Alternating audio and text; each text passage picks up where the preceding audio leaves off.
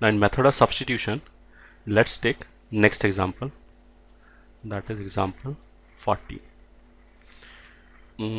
मान लिया ये दे रखा है dx अपॉन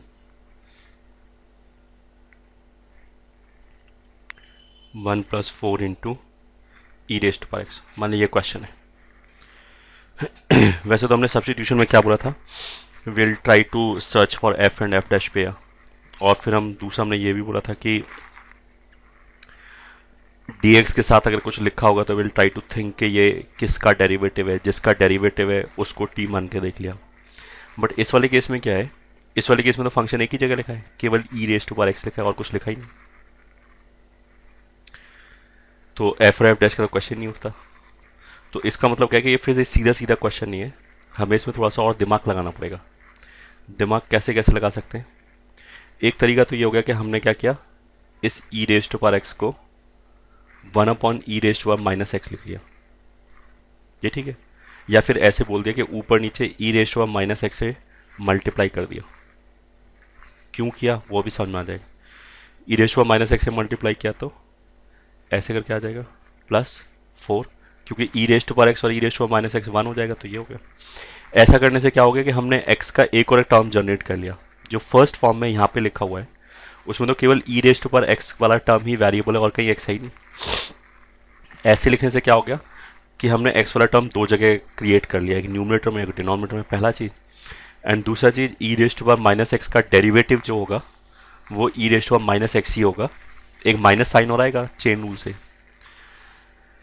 ठीक है। तो अब हम क्या कर सकते हैं, e raised to power minus x को t बोल सकते हैं, तो जो ऊपर वाला e raised to power minus x d x है वो डी टी बनाने का काम आ जाएगा, ये ठीक है।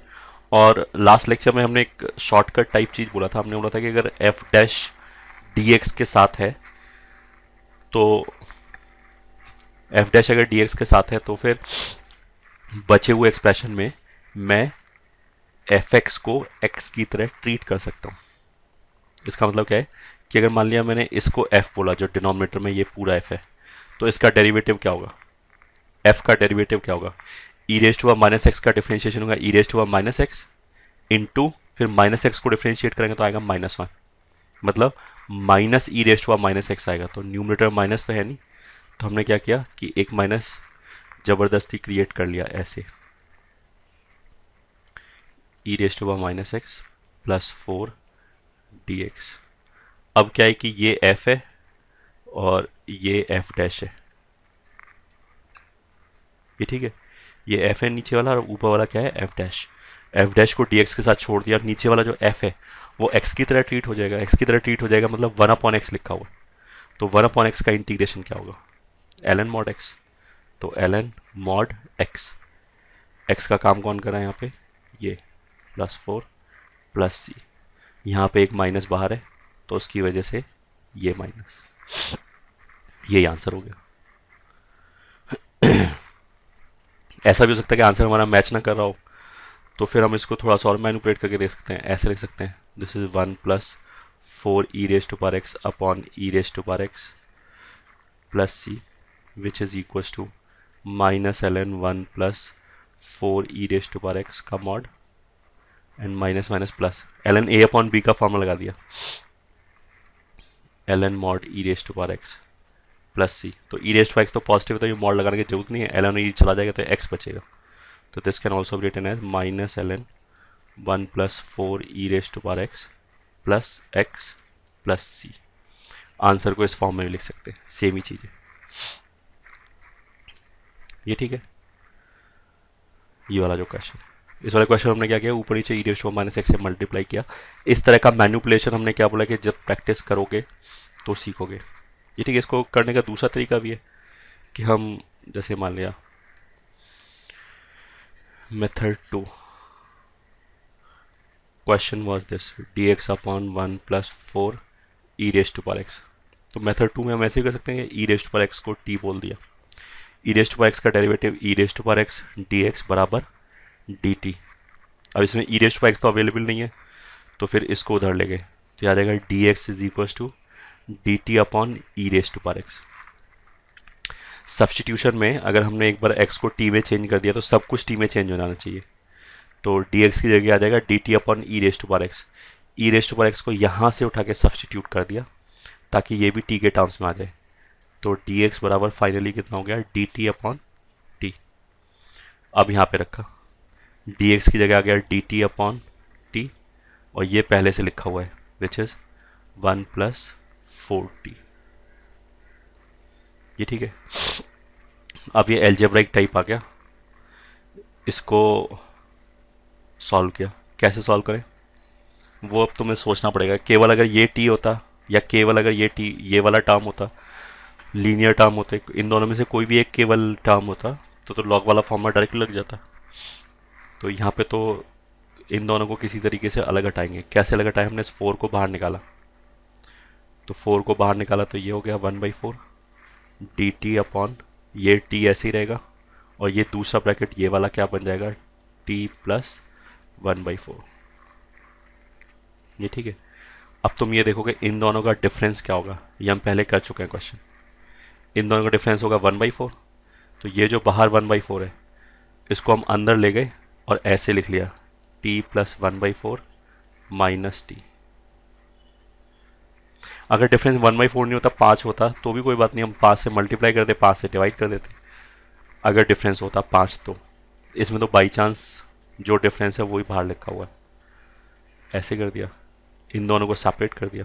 तो this will be equals to, पहले बारे में t + 1/4 कैंसिल हो गया तो केवल 1/t बचा, और दूसरे वाले में t कैंसिल हो गया तो ये बचा dt। So this is equals to 1/t dt का इंटीग्रेशन क्या होगा, ln mod t, माइनस दूसरे वाले में ln mod, वो भी t का लीनियर एक्सप्रेशन है तो सेम फॉर्मूला लग जाएगा। t के कोफिशिएंट से डिवाइड करना पड़ेगा विच इज़ 1, तो 1 से डिवाइड करो कोई फर्क नहीं पड़ता, प्लस c। ये ठीक है। फाइनल आंसर के लिए this is ln mod t की जगह हमने रख दिया e raised to power x, ln e raised to power x plus 1/4 plus c। Last में ln और e चला जाएगा, इसको वापस x लिख सकते हैं।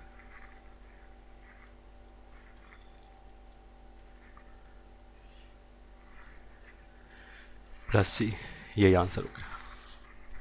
ठीक है। प्रैक्टिस के लिए हम 15-20 क्वेश्चन कर लेंगे, 14 क्वेश्चन हो गए। ऐसे भी कर सकते हो कि 1 + 4 e raised to power x, इस पूरे को t बोल दो, अब वो खुद करके देखना तो भी क्वेश्चन सॉल्व हो जाएगा।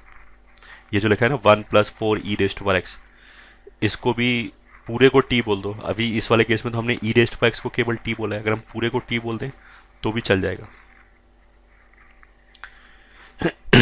क्वेश्चन 15 में मान लिया ये क्वेश्चन है dx, ये क्वेश्चन, ये भी वैसे ही उसी टाइप का क्वेश्चन है, एक्सपोनेंशियल टाइप क्वेश्चन है। इसको कैसे करें, इसको करने के लिए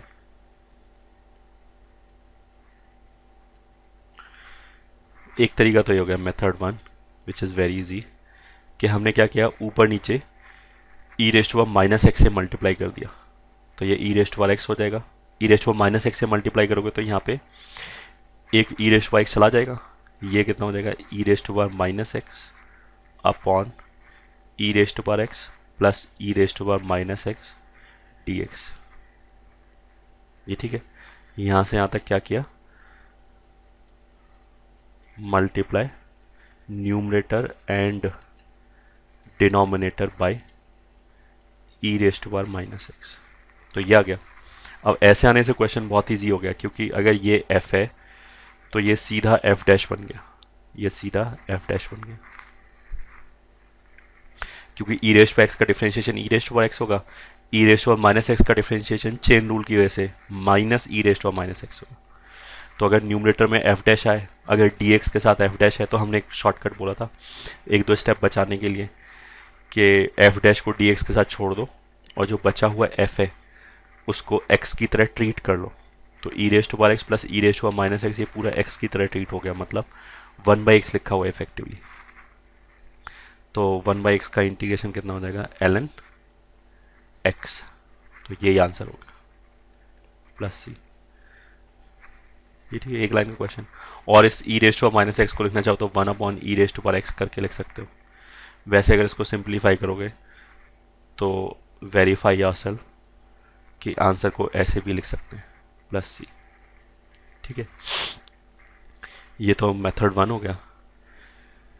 मेथड 2 हम ऐसे बोल सकते हैं, जो क्वेश्चन दे रखा है उसमें हमें न्यूमरेटर में और डिनोमिनेटर में सेम वेरिएबल टर्म दिखाई दिया। जैसे न्यूमरेटर में ई रेस्ट पर 2x दिखाई दिया, डिनोमिनेटर में भी ई रेस्ट पर 2x दिखाई दिया।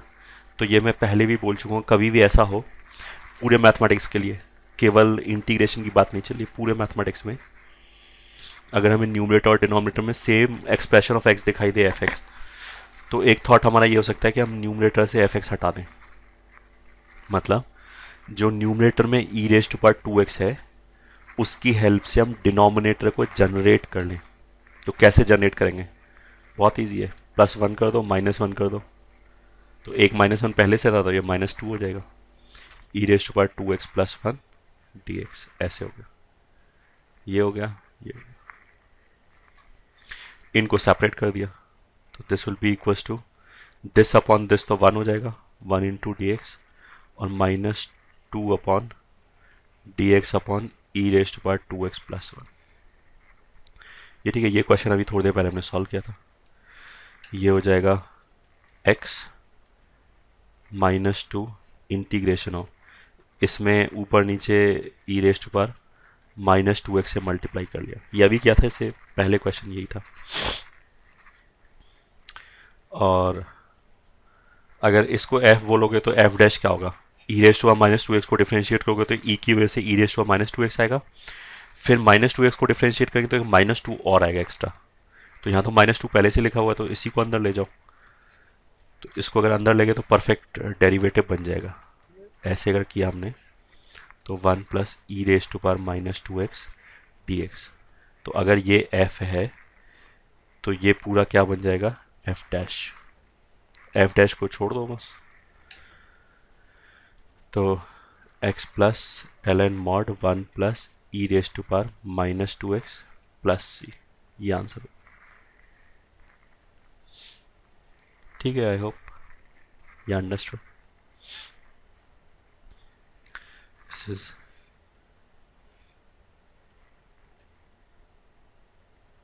15th example.